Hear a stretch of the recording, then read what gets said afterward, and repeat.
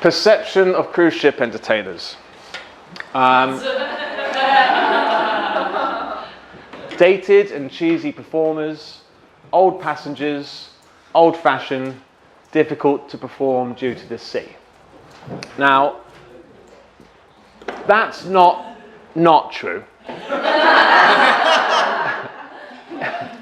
It's not true, but it's also not true. Isn't that English? It's so hot in here. Okay. Now, in reality, you do get old cheesy performers on cruise ships, but you do also get new acts like this guy, Roy Walker from Catchphrase. He's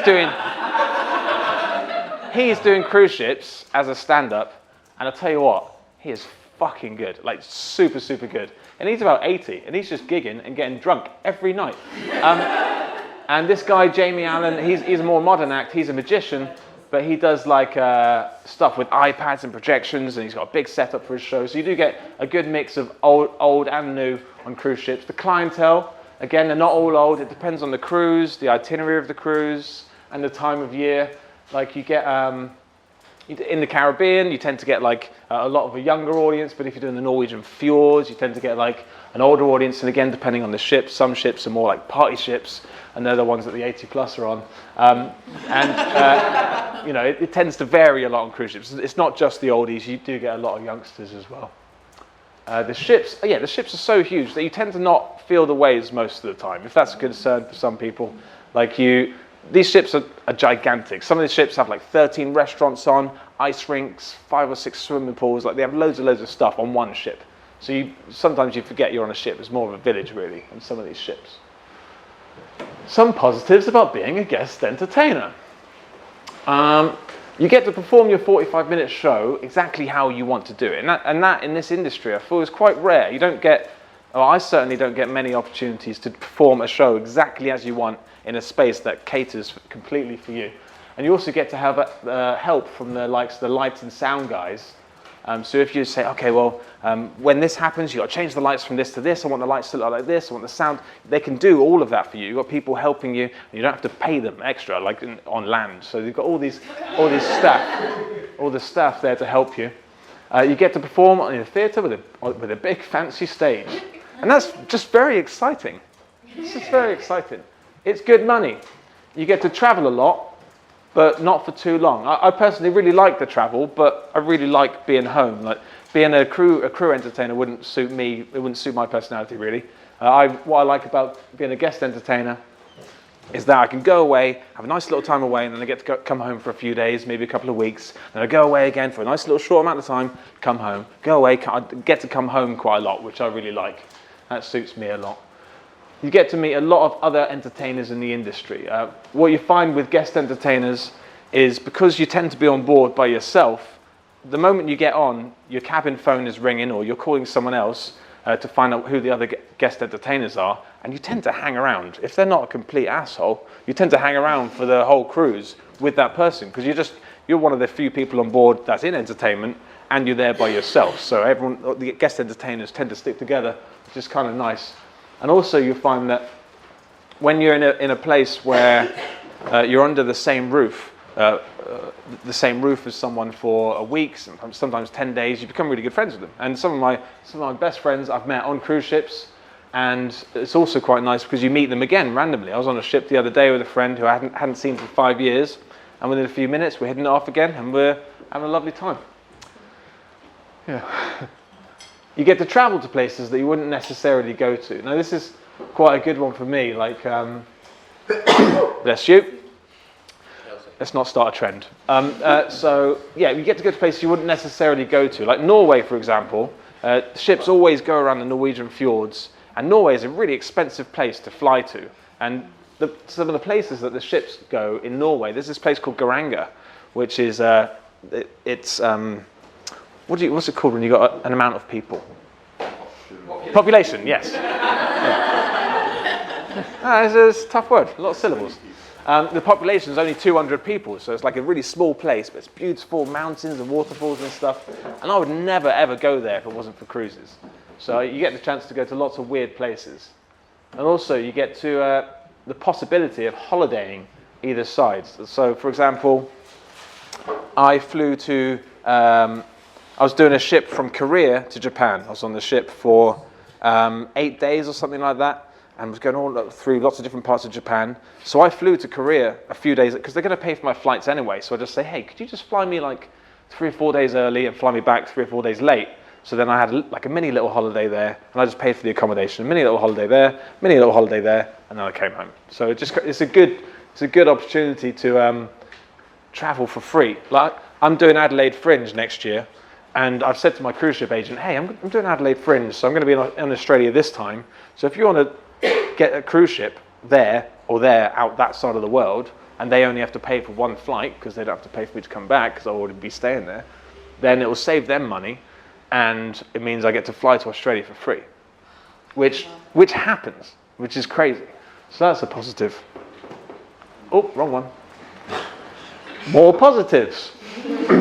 I'm not a cruise ship agent, by the way. I know it might feel like that. You get lots of spare time.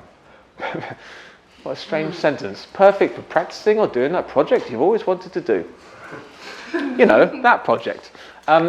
So what I like about cruise ships as well is you do have a lot of spare time. Like, you could be on a ship for a week and you're performing 2 nights. So that means you've got 5 days off that are forced days off.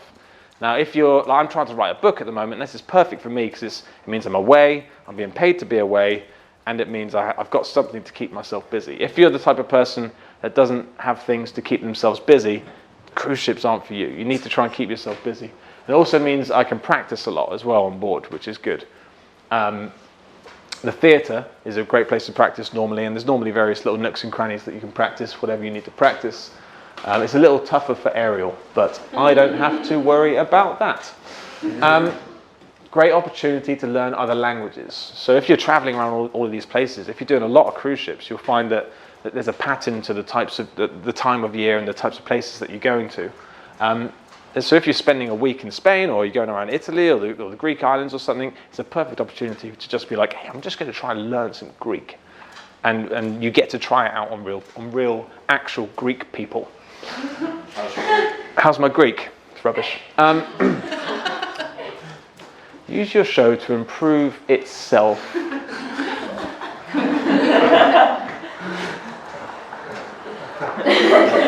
No idea. Okay.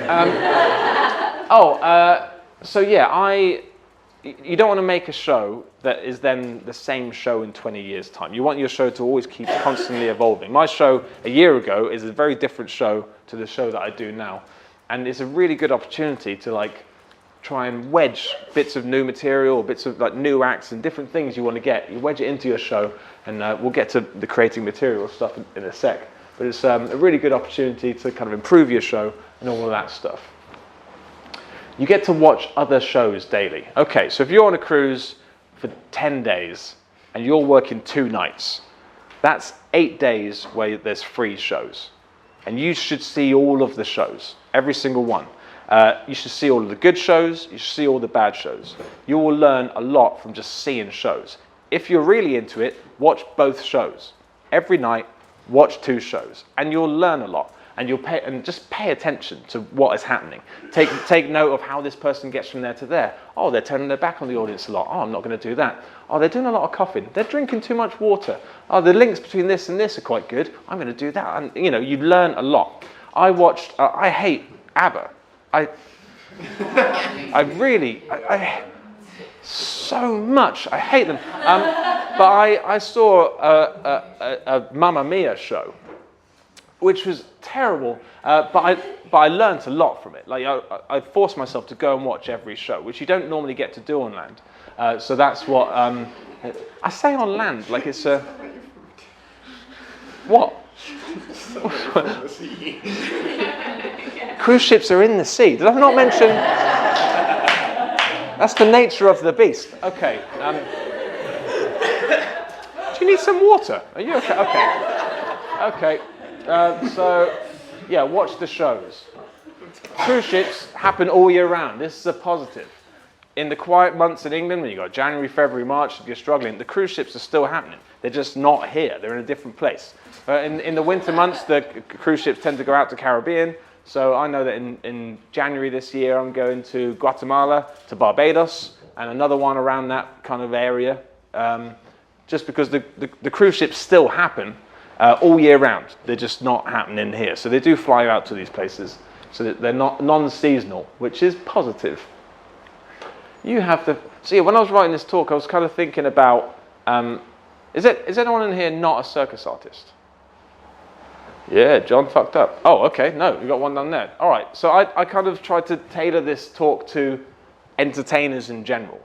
So you have the freedom to use the band in your show if you like. If you've got a show and you think, oh, it'd be really good with the band, you can use the band, but you just got to make sure you bring on the charts, the sheet music for the band, and you'll do a rehearsal with the band. You can have a full band with your show, which a lot of the variety acts don't tend to do because it's a longer rehearsal and it can get kind of tricky. And also, if I'm doing a 45-minute show that's got 3 pieces of music in it, that's a lot of time for the band just sat there like just doing nothing, which an audience doesn't want to see in the background, really. So if you've got stuff you can do with the band that will keep them busy, do it. This was mainly aimed at singers. Like singers and musicians don't tend to go on board and not use the band. You got a question? Oh, I almost pointed this at you then. That would have been right. Oh, that would have been bad. Yeah. I've just been a bit too click happy on the old laser. Were you stretching or were you... No, I have a question. So, hit me with it, sister. What if you have your own band? You have your own band? What if you have your own band? That you Yeah, I heard. What if you have your own band? What if, like, say you're... So my friend and I are creating the show. Yeah. But we also have a band already. Yeah. That you want with us when you pitch it. And Bring them on, buddy. Yeah. Well, some acts are bands. Like there's a lot of like tribute acts, like Rolling Stones and Beatles, and they are bands. And because they are a band, they bring the band. You know what I mean? Because they are them. yes, but they are not us. Like they're just a part. No, they're not us. They are them. They are them. Yeah. They work with us. So Okay. we don't want those guys. We want our guys. Okay. Yeah. Yeah. Yeah. Sack your guys, you'll get more money. Okay, so the more people in your show, the less money you get. Just chucking it out there, something to think about. Don't throw it away. Okay. Where are we at? Oh yeah, next slide.